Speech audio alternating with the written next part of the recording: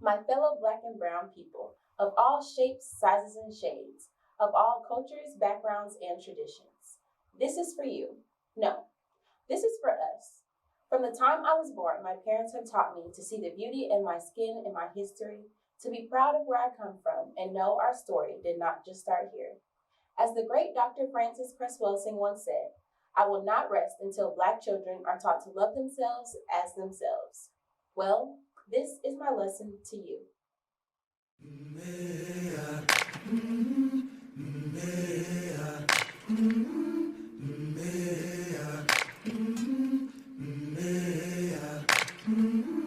I've been walking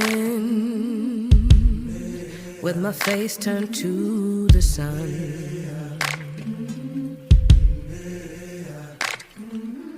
Weight on my shoulders,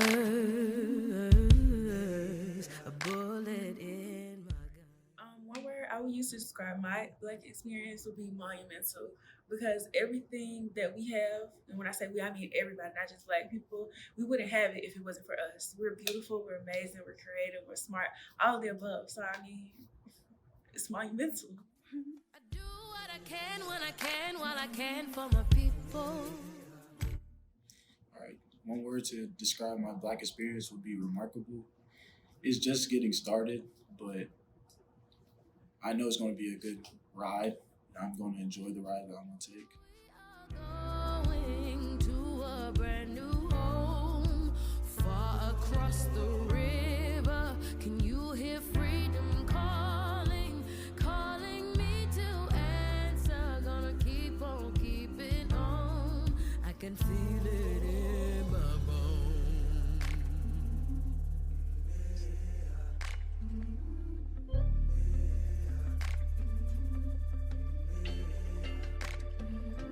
Early in the morning,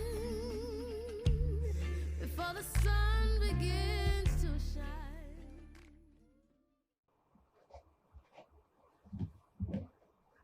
Hello, everyone. My name is Eboni, and welcome to Loving the Skin I'm In.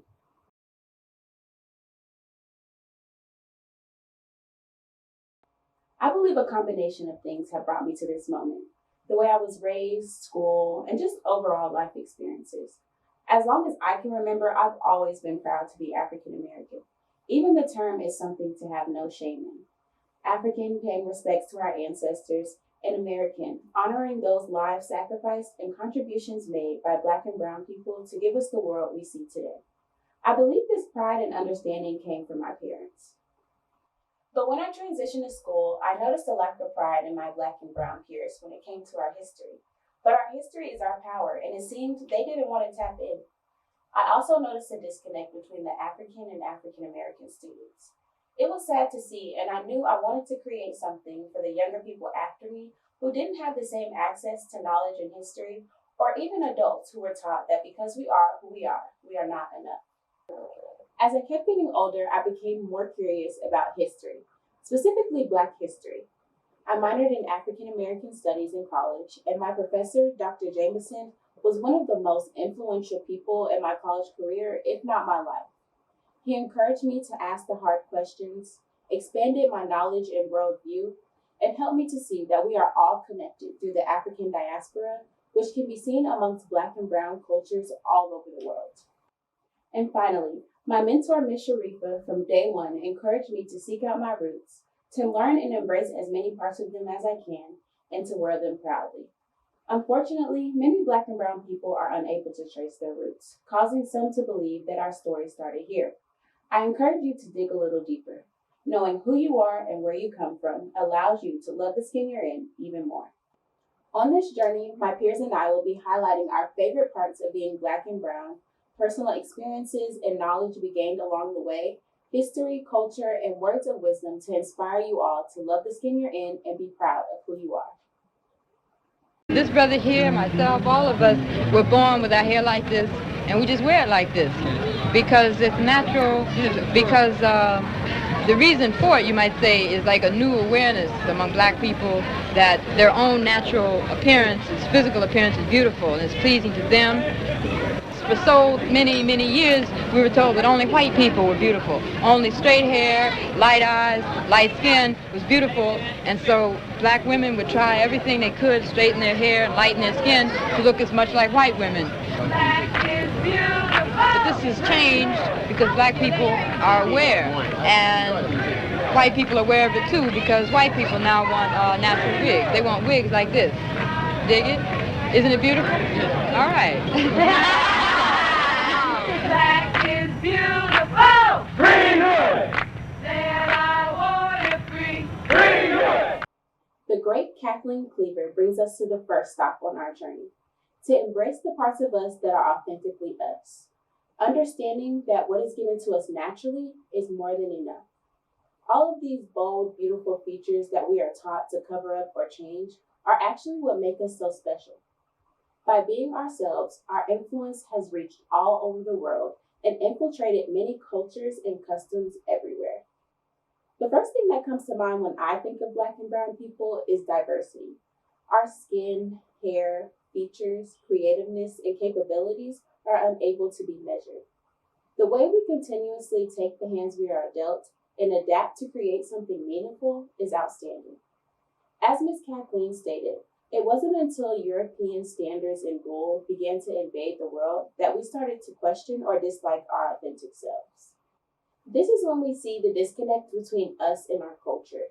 We began to internalize the idea that we were less than. We accepted being told that our hair was too nappy, our dark skin wasn't favored, or that our bold features were too much. This European influence manipulated our history and customs, the way we see ourselves and treat each other, our relationship with God, and more. I challenge you today to take a look at yourselves, your family, and your history, and take note of your favorite parts of being Black and brown. My favorite part about being Black would be having to persevere, exceeding the standards of others, because us as Black people, we're expected to fail, but actually succeeding and exceeding their expectations. My favorite part about being Black would have to be the history and the culture that comes with it. I feel like there's so many layers to us as Black people, and you just keep peeling it back, and there's just more and more to discover. We've discovered so much, we've had our hands in so much, we were kings and queens at some point. I just feel like being Black in itself is a strength and is a power in its in itself. So I just love it all. My favorite thing about being Black is most likely the power that it holds, because I wake up every morning and I can look at my skin and how it looks in the sun, just feel so empowered by it, and looking at the Black community and the culture and just like all the power, I guess, and the beauty that we built together and just how we show it and just have a great time together. I really love being part of that, you know what I'm saying? My favorite thing about being Black is being unapologetically Black, because Black, my personality speaks for itself, my skin speaks for itself. The things that I do on a day-to-day basis, whether it's goofing off or being serious and helping the community or something in general, it's just like being Black because of my culture and everything. So My favorite part about being Black is definitely the Black community, because anytime I see some Black people, I just know we're about to have a good time. For example, I have two mates, both of them are Black girls, and we just have so much fun together. So yeah, we're no matter what, even if we don't even know each other, it's one big happy family. There are so many reasons to love being Black and brown. Ms. Kathleen helps us to see that when we ignore barriers placed on us and become more self-aware, our influence is 10 times greater. Just take a look at how we've influenced music, with hip-hop, R&B, blues, jazz, go-go, even gospel, or fashion with FUBU, Rockaware, Sean John, Baby Phat, Carl Kanai, Off-White, our hair, our food, traditions, and so much more for centuries. We continue to create our own lanes and avenues despite the difficulties we face. I challenge you to look beyond America's tainted past.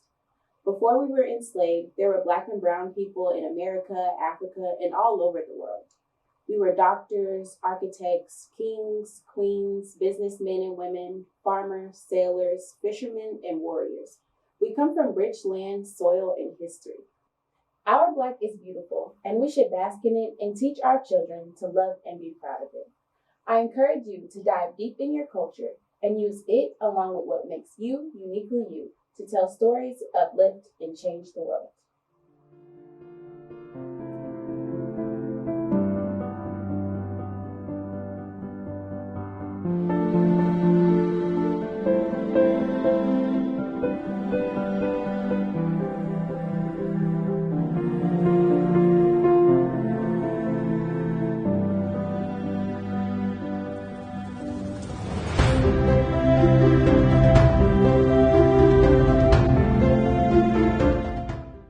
You may write me down in history with your bitter, twisted lies. You may trod me in the very dirt, but still like dust, I'll rise. Does my sassiness upset you? Why are you beset with gloom? Just because I walk as if I have oil wells pumping in my living room. Just like moons and like suns with the certainty of tides, just like hope springing high, still I rise. Did you want to see me broken, bowed head and lowered eyes, shoulders falling down like teardrops, weakened by my soulful cries? Does my sassiness upset you? Don't take it so hard just because I laugh, as if I have gold mines digging in my own backyard. You can shoot me with your words, you can cut me with your lies, you can kill me with your hatefulness, but just like life, I'll rise. Does my sexiness offend you? Oh. Does it come as a surprise that I dance as if I have diamonds at the meeting of my thighs? Out of the huts of history's shame I rise. Up from a past rooted in pain I rise. A black ocean leaping and wide, welling and swelling and bearing in the tide. Leaving behind nights of terror and fear I rise. Into a daybreak miraculously clear I rise. Bringing the gifts that my ancestors gave. I am the hope and the dream of the slave. And so, wow. There I go.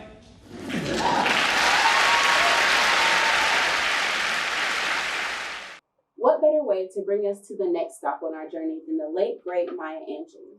The way this poet and civil rights activist uses her words and voice to illustrate the resilience of Black and brown people is indispensable. She speaks to the degradation Black and brown people have continued to face throughout history, the stereotypes and twisted narrative that has been placed on us, and the sometimes overwhelming negativity that has been attached to our race. We have been stolen from our lands, had our lands stolen, had our history erased, ripped from our families, put on reservations, murdered, enslaved, raped, lynched. I mean, the list goes on and on. And yet, despite this cruelty, we still rise.